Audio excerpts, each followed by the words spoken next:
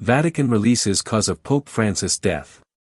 The pontiff passed away on Monday morning, the 21st, after returning home from a long hospital stay.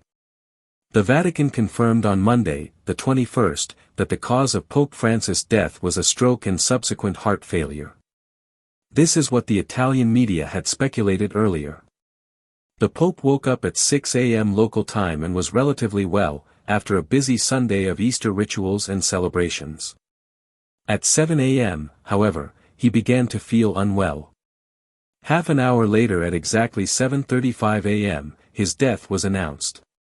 It has now been confirmed that the cause of death was a stroke that occurred in the context of a serious cardiocirculatory problem.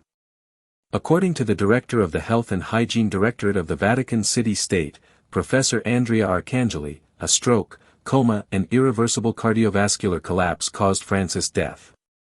The head of the Catholic Church died this morning in his apartment in the Casa Santa Marta, the Vatican press office told reporters, without specifying the exact location. The simple building had been his chosen abode since moving to the Holy See. Also known as a stroke, a CVA is caused by changes in blood flow to the brain. Responsible for the death of nerve cells in the affected brain region, it can originate from a blockage of blood vessels, known as an ischemic stroke, or from a rupture of the vessel, known as a hemorrhagic stroke. The Pope's physique was already weakened by respiratory infections that had caused him to be hospitalized at the Gemelli Hospital in Rome for more than 30 days. Successive attacks raised doubts about the possibility of his recovery. Doctors said they considered interrupting treatment and offering only palliative care. The rumors in those days were that, as soon as his condition improved a little, Francis would be taken back to Casa Santa Marta, the simpler residence where he has lived since the beginning of his pontificate, 12 years ago, to face in the Vatican the possibility that the outcome of his illness would be fatal.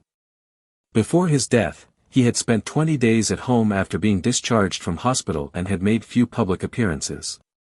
Against the advice of his doctors, who had been saying that his condition was improving, he gave a final message to the faithful with an Easter Sunday speech in St. Peter's Square on April 20.